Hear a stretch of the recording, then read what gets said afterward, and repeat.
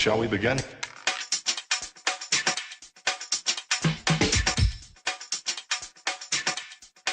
Let's begin now. Hey friends, I am Neethi the pharmacist, here with my co-hosts Jenae Williams and Valerie Cruz, and we are on full. Welcome to Our View.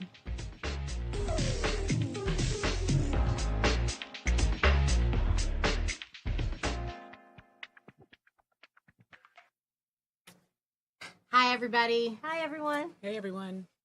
So today I'm really excited. We're going to get to listen to Jenae Williams, hear her story, find out how you've arrived.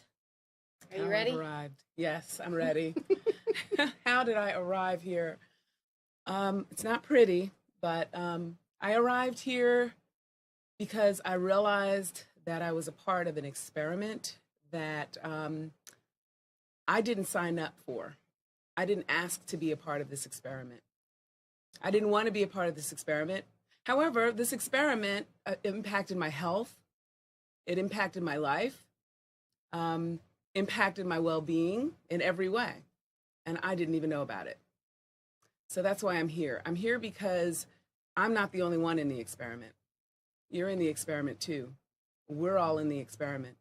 And none of us asked to be in the experiment. And it's unfair. So I want to tell my story really from that angle of the aha moments that I had, realizing I was a part of an experiment and just how it unfolded for me.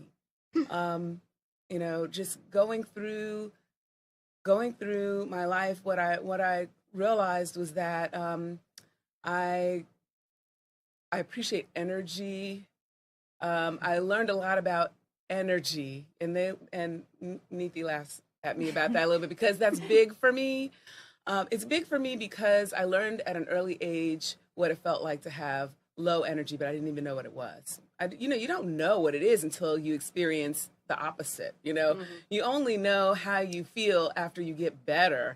Then you look back on the way you felt like that was too much. That was sickness, but I didn't even know because that was just how I existed, right? I actually lived my life going by the scientific method to get energy, and I used food. So I observed how food felt after not texture-wise, but just how it made me feel. I would take it in. I realized that was not good.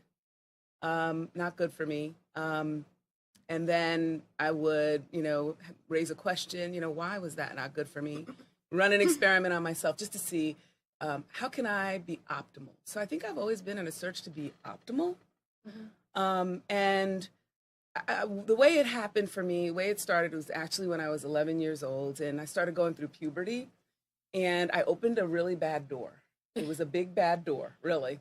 It was through an ABC Family movie. I felt like I didn't feel, how you are when you're, when you were going through puberty, you just, it's a blackout time for most of us, it's that gap, where we look back like, whoa, but for me, I did not like the way that I looked. I didn't, there was something that I wanted that was different. And I felt like I had too much weight on me. I really didn't, but I felt like I did. And so I saw this ABC Family movie called The Greatest Little Girl in the World, and it was about a little girl that was a ballerina, and someone told her, you are way too large for what you're doing. And so what she did in the family movie was she decided to turn to eating disorders, because that's the answer, right? Wow.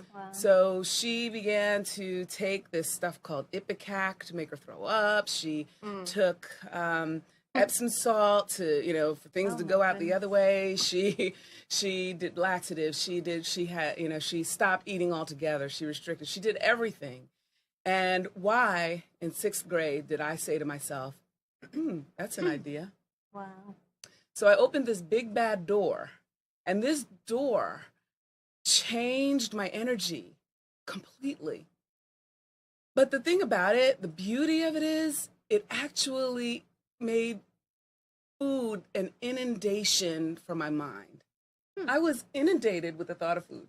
Wow. Because food was my thing that was, I felt like it was my coping thing. It was the thing that began, this was something that went from 11 years old to 26 years old. It was the thing that began to become the thing I went after to stop the pain or stop the change my energy, change me into feeling good, you know? So I was like, well, what can I do to feel better? So I tried everything, right? Because, you know, when you're in your college years, you try some different things. And so I was experimenting. I experimented with everything. Food drugs instead of the drugs.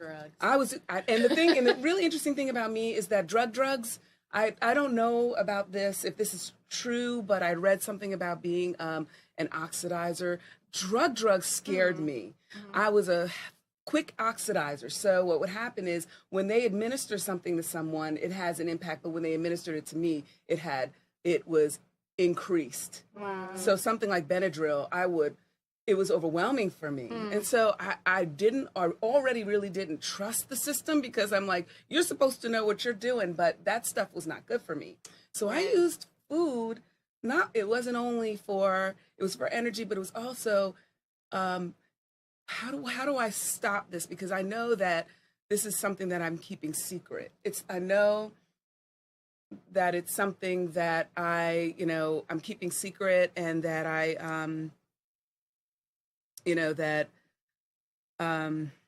That's interesting to me because I think that you're talking about how people view food when they use it as pleasure seeking, when they use it as emotional Drugs. emotional way, or a way of tapping into their emotions, making them happy versus sad, making them have a pleasurable moment versus a mad moment, or just making food to be their happy place. Yeah, food elicits so many feelings in people and memories, and it goes deep. It can run deep.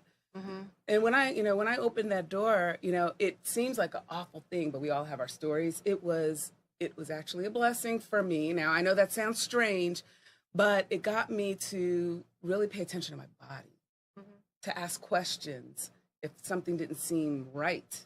So I was very very careful about my body, what I put in my body, what others, if I was sick, what is the reason for it? I researched and I researched and I researched. Lifelong learner. That was something that jived with me. I wanted to do that, and it actually helped me. So, I say this because it's important for us to take that responsibility to know our bodies and how our bodies are reacting to what we're eating and what we're putting in. But what you have to be careful of is if you're not giving your body enough fuel in some food disorder cases, or if you're forcing your body to act in a way it's not meant to act, it can cause problems. Horrible problems. And there was a lot that I dealt with, and it wasn't so much a consistent thing always, because I was seeking to change. I had bouts of experimentation. Like when I say experimentation, let's go vegan for a couple of years and see what that's like. And I was honest to what I stuck to. I was trying to find answers, and so when I did that, I got a chance to see, what does that feel like on my body. Mostly it would feel great, and I would change something or restrict, which restriction can be dangerous, depends on your mindset. But I would change something, and I did macrobiotics. That was a Japanese health food diet. I did all these diets, which I do not believe in now at all. But I did all these diets, and I did these things just to see what would occur, how would it impact me. And what's interesting, I was in martial arts. I was very active. It wasn't like I was just always horrible and dealing with it. There were times when I was awesome, and I was really on a roll. But it would come back because it was a door that I opened and I was trying to shut it. And I spent a really good part of my young adulthood trying to shut that door. So it pushed food in the forefront of my existence and in my mind. But when I was in Taekwondo, I had a teacher. You know, he was a master. He was a grandmaster. He was awesome. And we would do Taekwondo, but then sometimes he would teach us like Tai Chi meditation. And really, it's not a spiritual thing so much. I guess it could be. But for me, I was using it more like how it's still optimal. How can I be optimal, right? This was I mentioned this because this was kind of like an interesting point. I got some data on myself. So I was doing this Tai Chi, and what he did is he brought some electrodes because it was actually helped me with the Eastern medicine, and so which is very natural, very good. What we were doing and what you do when you do something like a form of Tai Chi is you're kind of using your body's biochemistry with your meditation. So it's your movements. Your movements are allowing your body to gain circulation. Right. Circulating through your organs, moving energy. Right. And sometimes when you say moving energy, people get creeped out. But it really is biochemical. Like any type of qigong or yoga or something, then you're moving energy, you're releasing energy, you're taking energy in and you're moving it out. You're taking it in and you're moving it out. Yes. You're moving it up and down and all around, and you're welcoming good energy and you're releasing negative energy. Yes. So you're creating a sphere, and it's holistic. It's holistic and it's healing. And what he brought is these electrodes and an amp meter. Oh, yeah. And he put that on us. And you love that, right? I loved it. But here's the interesting thing. Jenae's such the scientist. At heart. That was my background. High on that. She's like... But, like I said, I put the scientific method on me, right. And I was which is, by the way, results. what we're trying to get everybody to do, right? Yes. Like, you have to be your own science experiment because, look, nature is so, unrepeatable, right? It's not repeatable.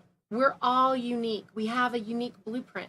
So what's going to work for me, what's going to work for you and the next person, it's all going to be different. That's why these diets are a joke to me. Like, all of them are insane. I mean, well, I should say just very absurd because clearly, there is no one size fit all for anyone.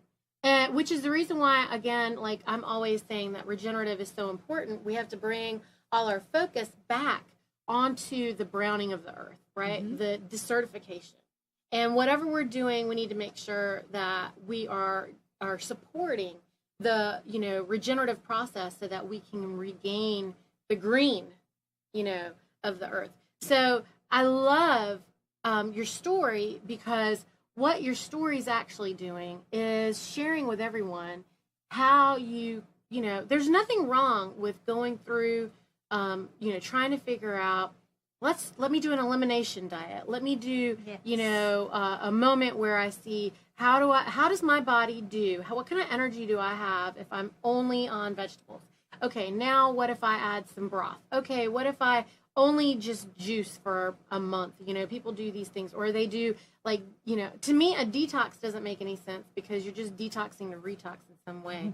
And you're throwing your alkalinity off extremely. To detox if you weren't tox. Why is it that everybody feels like they need to do that, but they don't want to believe that there is toxicity in the food? That's right. And then they say that it's just the animals, or they say it's just the dairy, or it's just the whatever is convenient for them to say it. Like, everybody wants to be a blamer. Again, distractions, shiny bright light, none of that is the truth. The reality is real food versus poison. And that is all. And you can use your own story, just like Jenae is doing, and your own scientific experiment on yourself to prove it. Yeah, I mean, I believe everybody you've should done be that. in that place. You did it. We did it. We've all done it. I mean, outside of the disorder part, I did. We all did it. We all did it. We all did it. We all had to see what was going to work for us, what was going to work for our family. And it's harder when you have a family. And Jenae just got proof. What did the electrodes what was the tell proof? you? Yeah. So the magic moment. The magic moment. Right. Where we could really see what's going on. So, we were circulating this energy, by motioning, doing these Tai Chi movements. And he hooked us up. And I was so excited, you know, it was kind of like a line, you know, and he just put the electrode on each one, and the amp meter would go, woo, you know, it just, you could see it That's go so high. cool. And I was like, man, just from that, you know, because we did it prior and it was low. Then we did the movements and it was high. To bring your energy up. Yeah. So then, you know, then they got to me, and my needle never went. Wow. Now, get this. I'm in my 20s. That's when you're supposed to be the most energized, right? He said, you know, it's almost like my wife, and his wife had leukemia. Oh. He said, my wife has this too going on when she gets hooked up. And I thought, here's my secret. There's my secret. You know, I can't let that out ever. You know, some of the things that I have done to myself, you know, but I came face to face with the results of some things that I had done. And so I was trying to get myself to a place. And you're absolutely right, you guys, because we're here telling this to you guys because it is all of our responsibility to feel what's really going on with our bodies. Yes. Okay? Right. You are you. Only you know you. Don't let anybody else be the expert of you except you. Well, first of all, no one knows your truth but you. You knew exactly why that meter didn't go. That's right. Yeah. Nobody had to tell you why. And you also knew what you weren't going to ever do again because you knew what it did to you, and that meter proved it. Yeah. It gave you proof. And so all of us know our truth. You know, you can't really run from your own truth. I'm sorry. So, you know, I think that if we're all really being honest with ourselves, then we already know our self-sabotage. All of us are self-sabotaging, and all of us know what the self-sabotage is. I just think that it would be really wonderful for us to get to a place where our children are no longer able to really sabotage themselves with food because it's just real. Yes. Yeah. And not, you know, sure, I mean, that doesn't mean that they couldn't maybe have too much raw ice cream like we described earlier. But, you know, having too much of something, what we've found, I think you both can attest with me to this, that if you're eating real food, meaning regenerative food, then even if I wanted to go crazy and gorge out, like, I just can't even do it because I get so full. Like, you know how I know if you have children, then you already know. Like, if they say no more, that's it. You can try to give them whatever you want and they'll throw it at you. Like, itty bitty babies, you know, they will literally throw food at you because they're done. Or they'll fall asleep. Their head will fall on their plate. Like, that's happened to me. How many of you have the kid, you're feeding the kid falls asleep right on their plate? So, you know, like, they're just done. There's nothing you can do. So if you're eating regeneratively, then we get to the point where we're satiated to the degree that even if we love the bacon or whatever it is, we're like, oh, it tastes so good. You can't eat one more bite. You just can't eat one more bite. And Can you're I say, okay with though? walking away. It's exactly. Well, you have to Yeah, move. you have to, or else. You're going to fall down in the But plate. it's so, just to that point, it's so satisfying, and not in just the way you get satiated. Sometimes I get mad because I'm satiated because it's so good, you know. It tastes so good and that was in your mouth. part of the reason why, for me, I'm just telling my own story. Macrobiotics was great. It was not the food of my region. I was eating food from a whole nother country. Veganism was energizing at first because I went from horrible to something so good and living. You mean processed? Right. Right. You went processed, from processed, not horrible, but which was horrible. Yes, of course. But it was Fake. processed, which unnatural. To now, I was discovering veggies, which was great. Yeah. But it was not satisfying for me. For me, my mind still was thinking about all those other things, and I thought, I got to give that up forever. Like, But it's I your used fault. to like this. Isn't that your fault? I mean, the lie is that the reason that you can't stop thinking about that is because you're weak. Right, of course, it's You know, me. it's you. You just don't know I can never anything. forget about bacon. I know. You're so crazy. I mean, but if you're actually, we all know, because we've all done this, but when you are eating a balanced regenerative diet, in which case we are eating more micronutrition, I'm talking about greens loaded. and greens and greens and so more greens, and our meat is on greens. Yes. So our meat is high on greens. So there is nothing that we're eating that isn't on greens. So the animals we're eating are high, they're on green. And then we're eating them, but we're only eating a little bit because we can't eat a lot of them because they're so nutrient dense. So like I tell people that I can take a chicken breast and feed a family of 4, and they look at me like I'm insane. But that's because we eat that much green with it also. Yeah. Like we're eating so much green that the little bit of meat, it's not because I'm trying to not eat any more of the chicken breast. That's not what I'm trying to do. I actually make a lot of it, and we always leave most of it because we're full. Right. I mean, and trust me, I can't tell a 13-year-old boy to stop. He's 14 now, whatever. I mean, teenage boy, you can't make him stop. Right. He is going to eat as much as he's going to eat. And of course, there's, that 36-hour window growth spurt that all these kids go through where they'll just, whatever is before them, they will just suck it down like a vacuum cleaner. Mm-hmm. But it only happens for that 36-hour window. And the rest of the time, they're full. Yeah. And they're mad too. Because they wanted more of it. It's so yummy. Because it tastes so good. It's not supposed to be a chore. Eating. It's just not a chore. It's not supposed to be a chore. It's supposed to be good. You're not supposed to feel like you're missing something. You're supposed to feel like you got everything that you need. And that's the thing that made it unsustainable. Yeah, I did it for 2 years. Wow. Veganism, you mean, veganism. Right? I did it for 2 years. But it wasn't the ideal because there were things that I was missing. Of course, we know there's some nutrients that are just hard to get. But right. My body was missing something. But my mind was missing something. And I could tell you, just my gut feels good right now. The greens I get are good. I'm not trying to overcompensate with meat. It's all about moderation, balance. Mm-hmm. You're not going to want to just go gorge on meat. You shouldn't want to. But veganism was extreme for me. Because it was, and for someone that had been dealing with eating disorders, the way I used it was restriction, which was not a good thing, but yet it restricts you from some whole group of food that is not, it's not a negative thing, to have that food. So having, people will say that, fasting or, being conscious or, because we have endless food. So, people argue that, you should have discipline in terms of the intake. And I argue that it should be quality.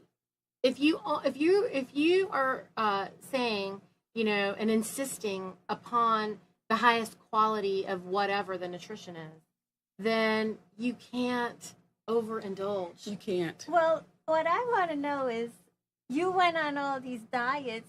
Were they effective? They were effective for a time. Did you find that you were feeling healthy and at the weight you wanted to be on? For a time. And I think for me, it was also about regaining my mind.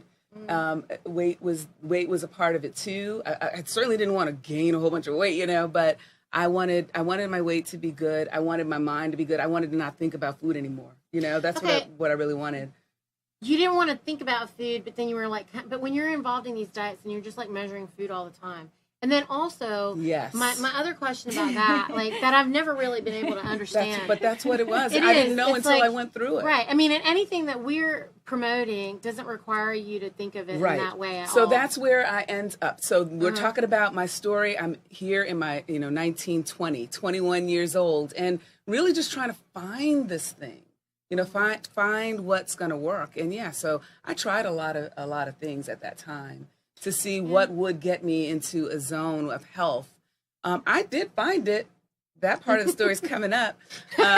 And I'm going to fast forward actually because, I didn't stick with any of them. I didn't stay vegan forever. I did raw for a while. That was so energizing and so awesome. So I went raw for a little while as well. However, fast forward to, let's go to 2011. 41 years old, okay? Done well up to that point because I had learned a lot, right? All along the line, I learned a lot. Somewhere around 26, I lost that, issue with eating disorders, but it was on my mind, still food on my mind. So anyway, 41 years old, I had always run. I was still, doing martial arts, etc. Feeling pretty healthy at times. Are you vegan at this point? No way. No, that's what I'm saying. When was that? I dropped that. That was in my my 20s. 20s.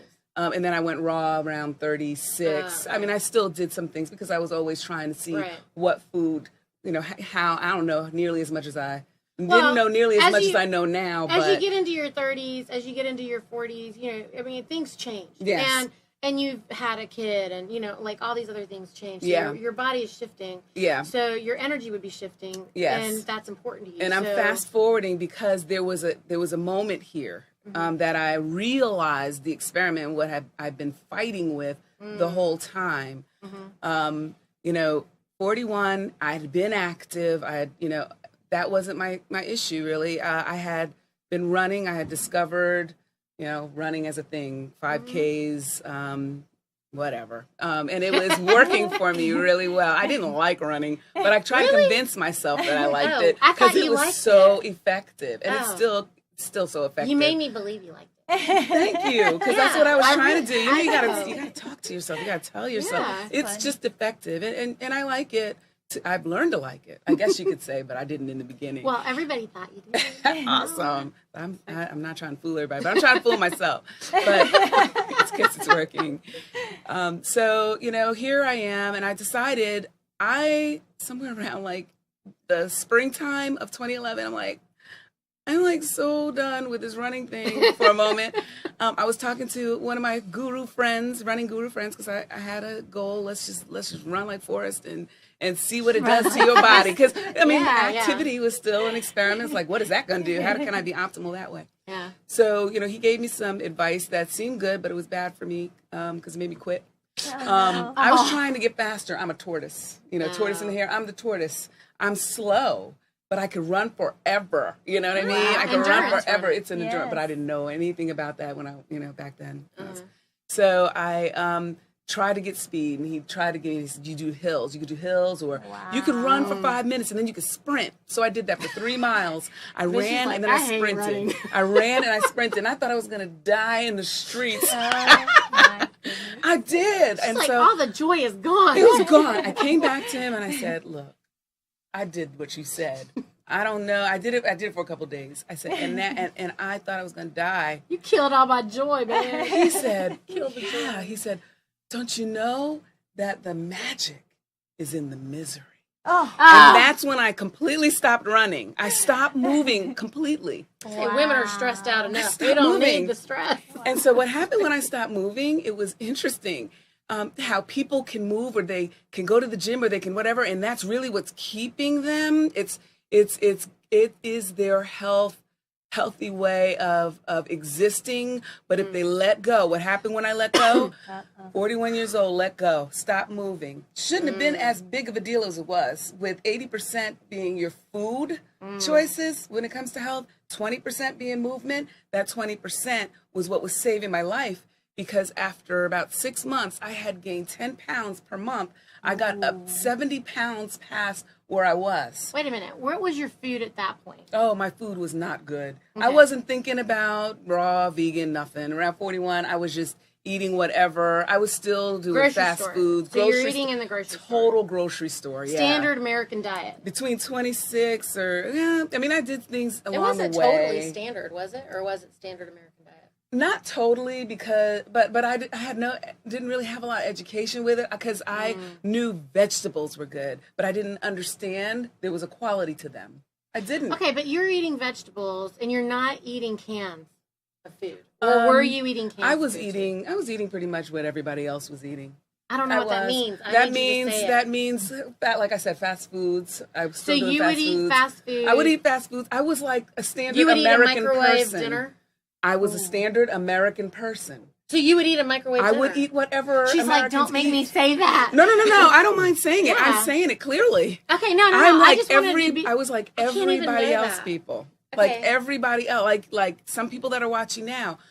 I did different things. See, I can't understand because we didn't ever live on TV dinners or anything like that. So I grew up where we would have them. So the standard American diet was game. Wow. Right? So you went from vegan to raw to this. But the good thing was that you at least learned how to eat vegetables. In this span of time, it was just experimentation. It was a collection of data. I understood a lot, but it wasn't sequential. It was kind of like, I did vegan. I was not vegan again. Then I was back standard American diet. Then I did raw. Oh, that was cool. Then I was off. And then I was back to standard American diet. Right? Okay. And I did this throughout, from teens to 26 with dealing with eating disorders. And then from 26 to 41, wasn't practicing eating disorder-ish stuff, activities. Okay, so no However, I was eating still on the disorder, standard American diet. But you were running.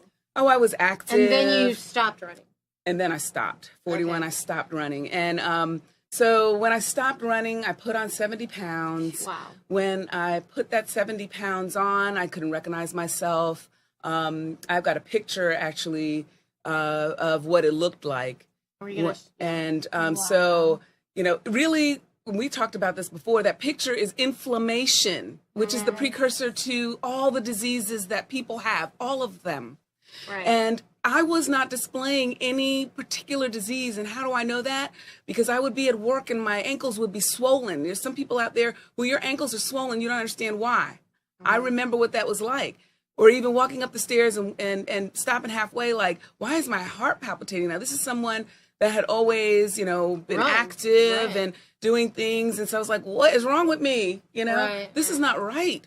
My hair was starting to thin. My energy, that was tanked. I had so many things going on, and I wanted to know, what is the disease that's making this happen? Right. I would check myself into urgent cares. I was at my daughter's doctor's appointment. She was, I think, like 8 or so at that time. And I had to sit down, and my heart was beating so fast, and I felt pressure, and they did not like the way that sounded. So they rushed me to the emergency room. Wow. I went there. She's sitting there. She's crying. They come back. We don't see anything, ma'am. And so what that looks like is me going, what the heck is wrong with me, right? And the doctor's saying, oh, you're over 40.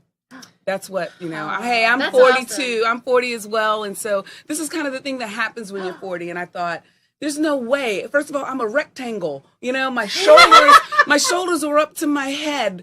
What's going on with me? I don't even recognize myself when I see myself in the mirror.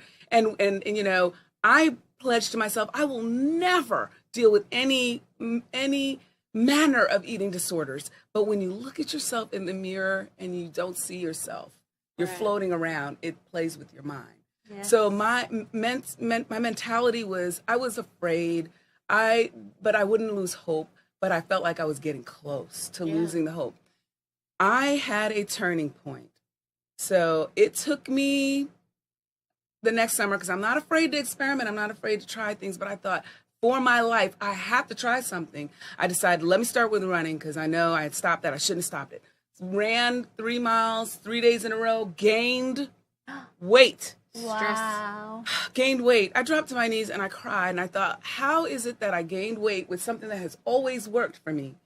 At that point, I just said, you know what? I don't know what it is, but I'm not going to give up hope. I went on this Joe Cross juicing, right? Yeah. I saw that, Fat, Sick, and Nearly Dead on Netflix, and I really believed in his story, and I was like, even though what I still didn't know was that vegetables, can be clean, or they can be full of pesticides. So I was making these pesticide concoctions, right? And I was highly concentrated.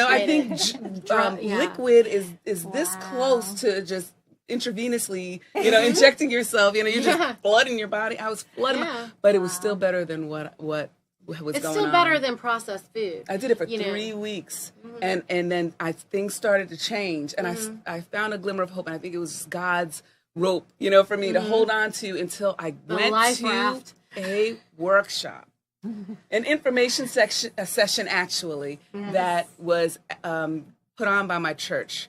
I went to this workshop session, and my now chiropractor was there. Okay, I did not want to go because I felt like I knew everything about food. What do I not know? I've experimented on myself so much. What are you gonna say? Hey, measured my energy. Measured my energy. I had electrodes. So I went there, not really feeling it, but my first lady said, if you have an event and you've invited someone to your house, you ought to be there. And I was like, oh, that means I gotta go. So I went and I sat in the back, right? And the first thing he said was, I had an attitude. I was like, when is this going to be over? Is this going to take up my whole morning? And the first thing he said was, if you think that eating healthy is expensive, have you priced diabetes? How about cancer, right? And then I got my attitude just totally away from me. And I was all in. And then one of the next things that he said, I remember the burning Twinkie or the non-burning Twinkie, right? Yeah, the one you cannot burn because there's so many preservatives. That was something I'll never forget. And then when he talked about soy, now I do remember my vegan days with all that tofu trying to be every other food but what it was. And I loved it, and I could do magic with it, right? I really could. But when he got on the soy, I was like, no, don't touch that. That's sacred, right? But I talked to him afterwards. Everybody knows soy is healthy. Yeah, right. Yeah, it was problematic. I went to him that following week because, we all need to have that learning moment, the teachable moment. That was mine. All of us had it. Everybody that's out there, you guys will have it. But before that point, you're not going to move, right? At that point, that was when I grabbed a hold. Nobody had to tell me anything because I had already gathered all that data all those years. It was not for nothing. Even though I was on the standard American diet for the longest, I still was gathering data. I knew a lot. And then he had this puzzle. You have this puzzle piece. He took that puzzle piece, put it right in my puzzle, and I was like, OMG. There I am. I went to that first appointment, and I will never forget, he said, on a scale of 0 to 10, where are you? I said, I'm a 15. When do we get started? And that was my first appointment. Wow. He gave me an adjustment, and that day, 240 pounds of me went running. I ran 3 miles, but it wasn't a run. It was like a joggle, kind of like, but I refused to walk. I refused to walk but it was a marking point. It was something for me where I said, I have to do this. And this is the day that everything changes. And that was the day everything changed. Because you decided. I decided. I had decided. You had to decide. Right. See, so that's what we're asking everyone to do is to change your mind. So nothing happens until you decide. Like you have to decide to live. You have to decide to arrive. You have to decide and be like Valerie was talking about, you have to be living with intention. Yes. If you're not doing that, then what are you doing? That's the thing. No one, and everyone out there probably, I was one of these people that was like, this is really like a lot of words, and like, why do we have to have all these conversations? And this is just too much talking. I don't know. Why can't we just go back to the latest rock star guy or whatever?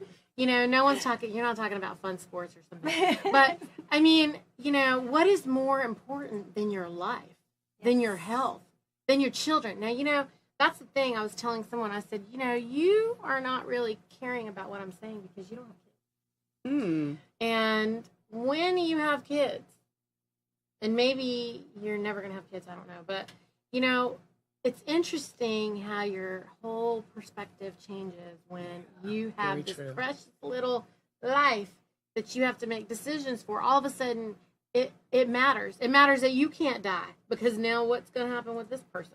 I think that's so true. But I also think once you have something happen to yourself, then you want to think differently. Yes. Right. It's got to be one or the other. With Jenae, she saw it when she saw herself, as she put it, get square. She saw it, rectangle. Sorry, and it makes a difference. It makes you look at things differently. Yeah, and you were able to then process that and try different things.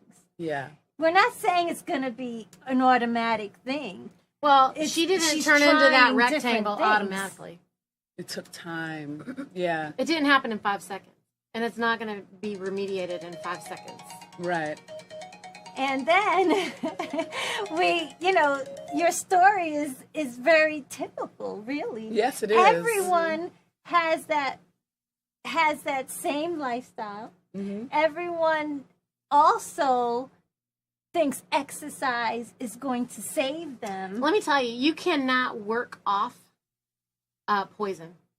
You can work out all you want, but as long as you're putting poison in your body, you cannot work it off. Yeah. And I'm not saying Impossible. you shouldn't exercise. No. You should exercise. We're not Absolutely. saying do not move. We're saying that as long as you're exercising and you're putting in chemistry project, then it doesn't matter, because the minute you stop moving, Yeah, you're not safe from disease. you're not You're not safe safe from from disease disease. at all. But the minute you stop moving, you don't know.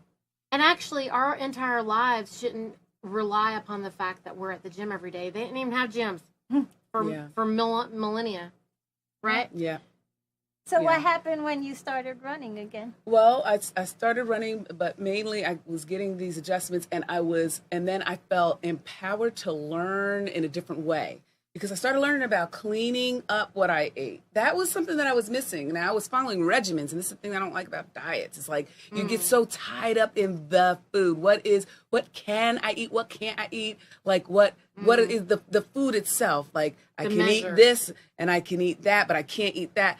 That's not what this was. This was, when you choose it, make it quality, make it good. And I learned that it's got to have nutrients in it. I learned that you need the ingredients to be good, and you need to get out of the center of the grocery store, if you are in it, and get to the perimeter to where you have fruits and vegetables that are not contaminated, that are not adulterated, that the seed is good. And so this was what I learned to be an assault. Even the biggest thing, one of the biggest things, because there's so many things, was fats. Fats are killing people. The bad fat, the inflammation that's caused by mazola, corn, canola. Genetically the modified. reason you go to Bojangles and you feel like Death I need now to go to bed after this, I just feel, you feel bad. The reason is a lot of reasons, but the oil was one bad part of that is causing But so much fat breakdown isn't into the your bad. body. Let's be clear. Fat, okay, So, yes. Let's Fat not is not villainize. bad. We're not villainizing fat. It is the quality and the types of Right. fats. You need saturated fats. You need polyunsaturated. You need monounsaturated You need a fats. round robin of diversified fats that are fat coming profile. from healthy, clean sources. And that's with what I life-giving learned. force. If they don't Right. have any life-giving force, then it is poison. That's what I learned. And the way I got to be rectangle was because I trusted the system, right? I trusted. Again, hiring a centralized corporation.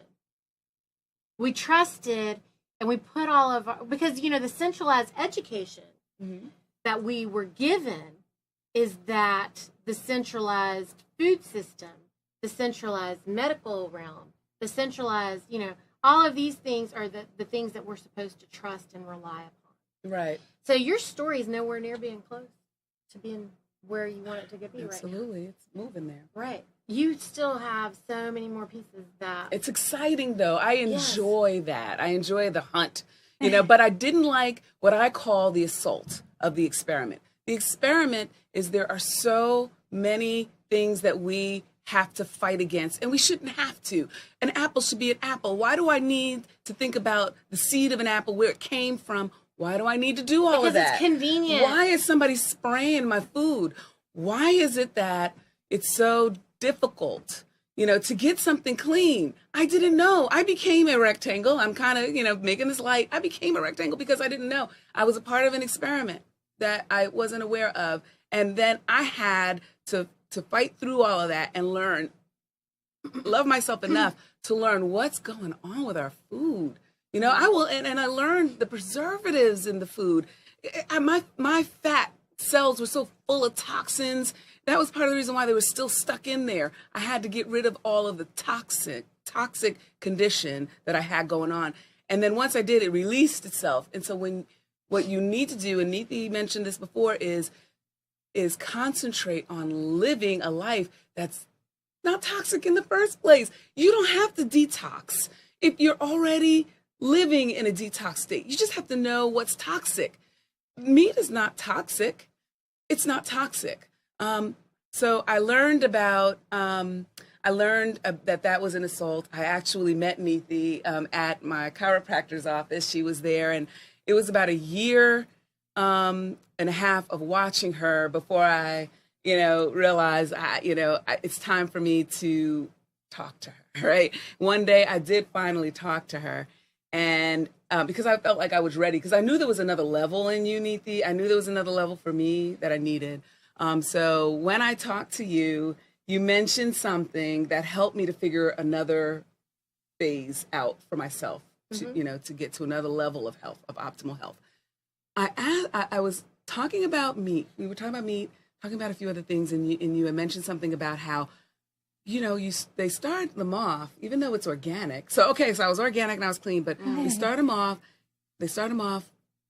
eating good, or organic, but then they finish them off with grain and soy, and I was like, no, don't tell me that. They're not supposed to do that. It was like another level of assault, as I am living in this clean life with my teenage daughter, who was at the time 12 years old, and she was going through a horrible time with her cycle.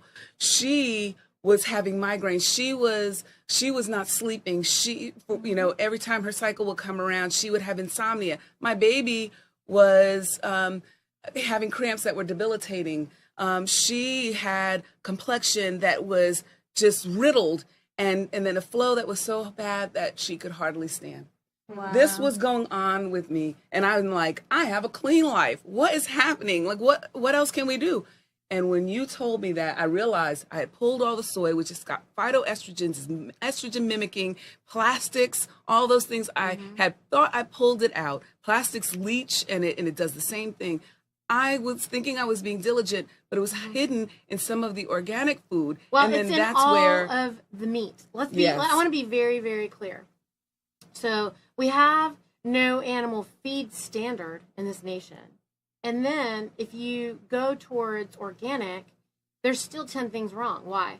Because organic doesn't mean that it has to be soy free. Let's be very clear about that. Right. And all the soy is genetically modified. And everyone acts like organic means GMO free, which is a lie. Because if it was true, then there would be no soy allowed in any of the animal feed. Okay? So whenever you see something that it's organic, if it's GMO free, then it should also be soy free. If it's not, then it's not clean. And let me tell you, it's not. Okay? It's not, because when you're raising animals in houses, when you're raising animals in CAFOs, which organic is still being raised in a CAFO, a confined animal feeding operation. Okay?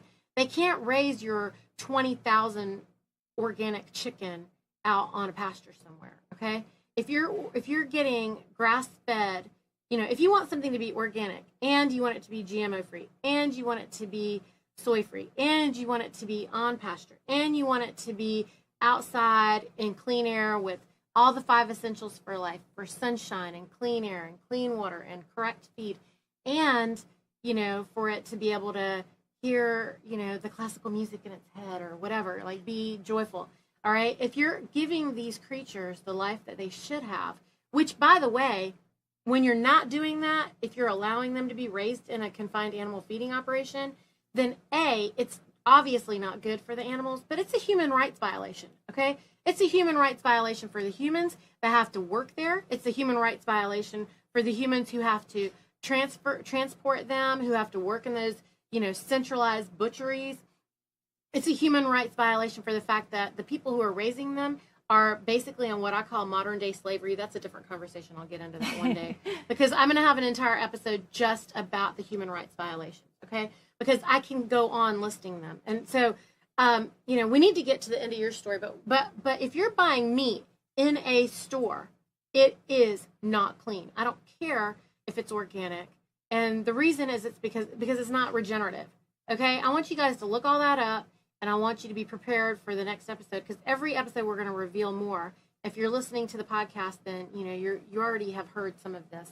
But, repetition is the key, right? That's right. So we're not going to quit. Jenae, I need you to tell us, how, like, okay, so you found me. Yep. I assaulted you. You didn't. Well, I was being assaulted, I and then just you were the pointed out. answer. I just pointed out more assaults. Yeah, and plus it was my daughter. Now Right. now it's my baby, and I'm thinking I'm eating clean. What do I do for her? It's always been for her. It's been for me. It's been for her. What's for me is for her. And what's going wrong?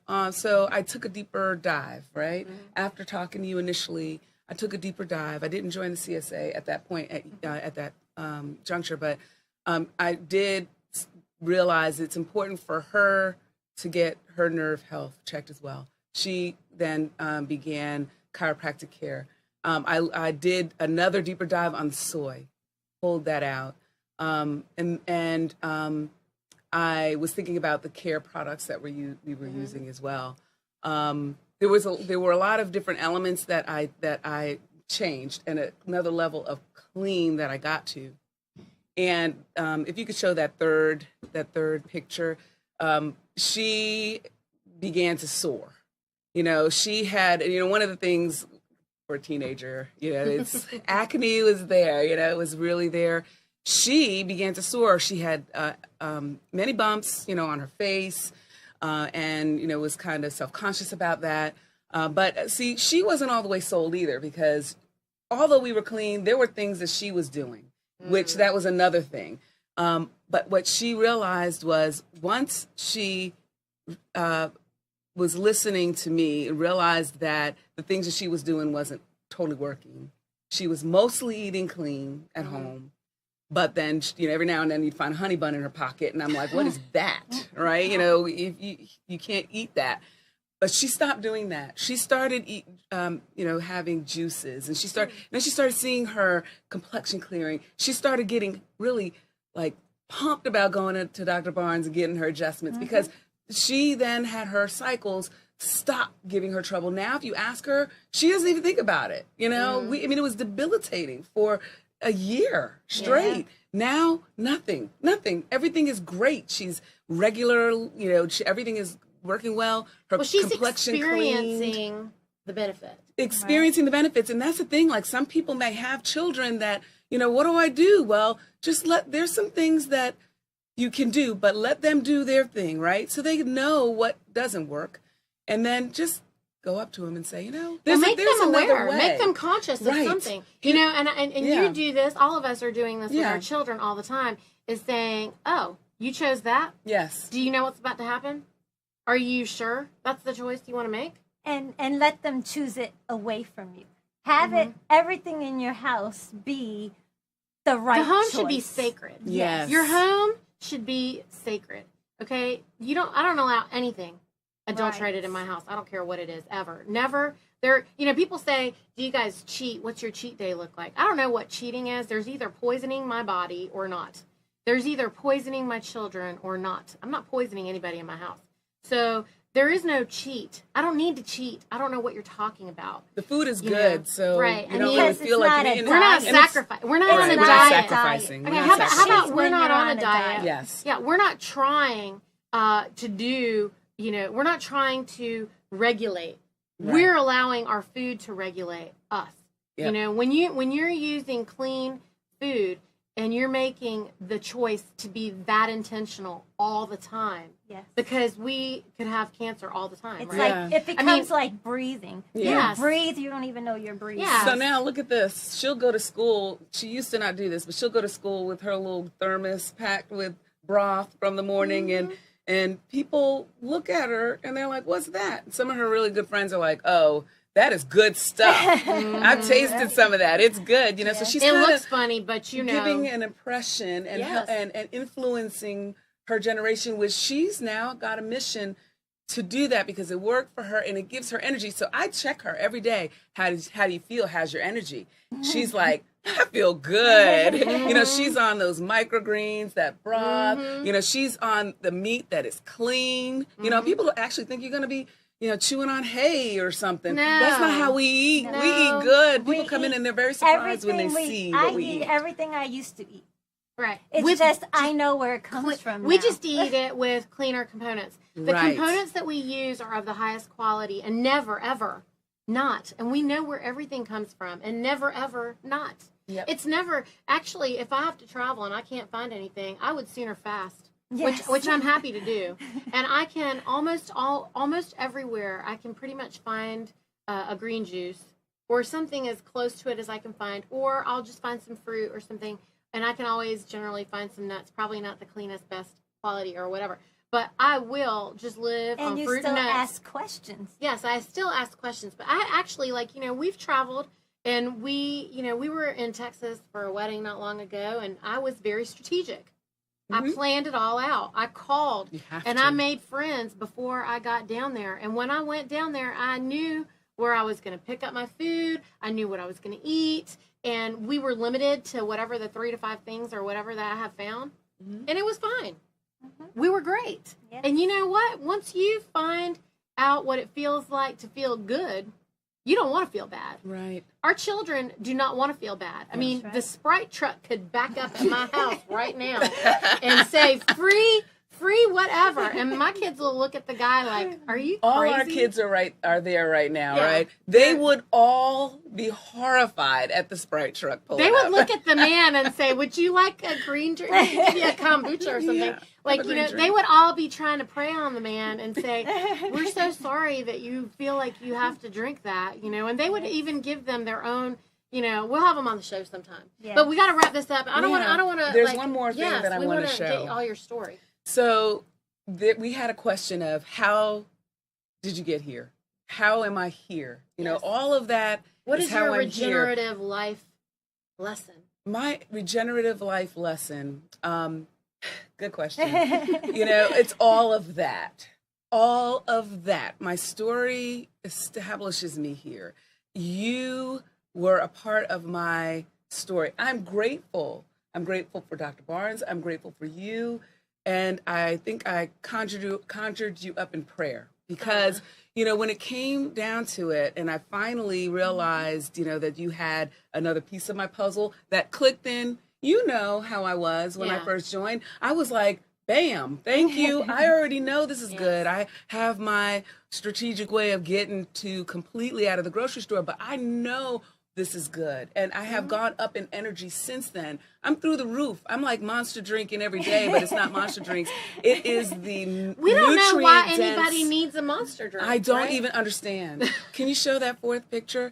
So before I joined the CSA, it was I'm losing track of time, but it was a little over a year ago, because I joined last February. Okay. That December before, I created a vision board. I asked you questions, I knew you, but I didn't really talk to you. I made the decision to join the CSA after I made my vision board. This is my vision board, and I know you guys can't see it, but there's you see the pyramid, right? This was my vision. I'm like, look, eat right, but I think, for me, I'm on a mission. I want to get big business out of our food supply. Oh, I see you have changed the pyramid. You wrote in stuff. I crossed it out like this. I want to impact policies. I want big things. Yeah. I don't know how to do this. That's amazing. How do I do this? And in red, I can't read it either, but it was something like, what does it say? I don't know. But you know what I remember? Wait. Drive the cost of good food down. Oh, yeah. And how do I do this? In partnership with maybe, Farm to Fork Meats. Wow. Yeah. And I talked to you on the phone that next week, right? Yeah. And I don't know if you remember this. I was actually at work and I broke down in tears because you said, you know what? Because I called you because I wanted to join the CSA. I finally took that step. Okay. And I had already had this on my vision board. I didn't even know you. And I was looking for, how do I impact these things? And what you said to me was, I'm going to take you under my wing. We're going to talk. And I don't do this for everybody, but at this, I just think that this is the thing, we need to do. And yes, you can join. And I was just like, I found it. I found that thing that's going to create the synergy that I need. I found somebody and a connection, somebody that understands where I am. And that's huge. That's what this show is about. Yes. We want to bring people in. We want them to have these connections. But you were empowering to me. You were synergy to me. You were part of my missing puzzle And it was there before I knew you, which was amazing to me. Well, That's that how was I'm the here. thing is like when I talk to people, when I talk about this, people come to me or they step over to me and they expect that I'm going to sell them something and that I'm going to give them a quick fix. And when I don't do that, they don't know what to do. But what I want people to realize is it can be a quick fix. It can. It fixed me in a couple weeks. But you have to, like you were open and ready for that. And when you came to me also, then you were in a different mindset. And you were open and ready to receive what I was going to say to you. And there are most people who are in the membership or that I have in my folder or anything like that is because I say things and then they generally get mad at me or get assaulted, or maybe they're not mad at me, but they're mad about the truth that I just violated. Yes. And then they'll go away, but they never go away. They always come back because they can't unhear what I said. Yes. And sometimes they'll come back, hear a little bit more, go, and go back away.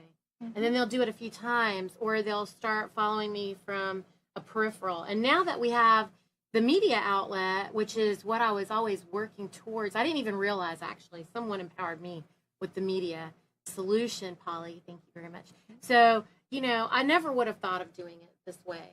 And I am so thankful to both of you because you guys actually helped to, you guys came in to my life and into the CSA around the time that I needed support for moving towards this.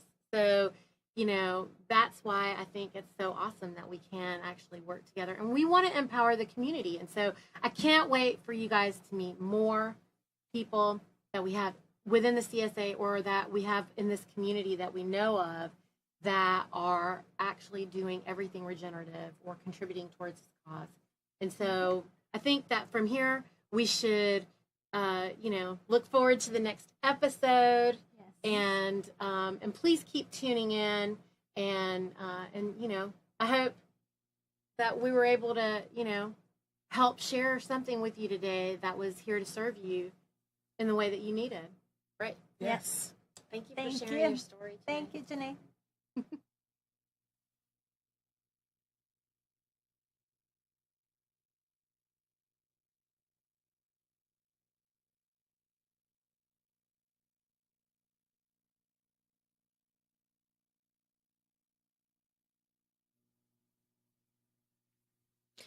Hey friends, we hope that this production has served you in some way today. If you would like to hear more shows like this, please help us grow our army of Minas by visiting our website and making a donation today. We are a 501c3 nonprofit corporation. And, I ask that you please like and share this video, follow us on Facebook, become involved with us on Instagram and Twitter, and all of our links can be found in the show notes. Thank you.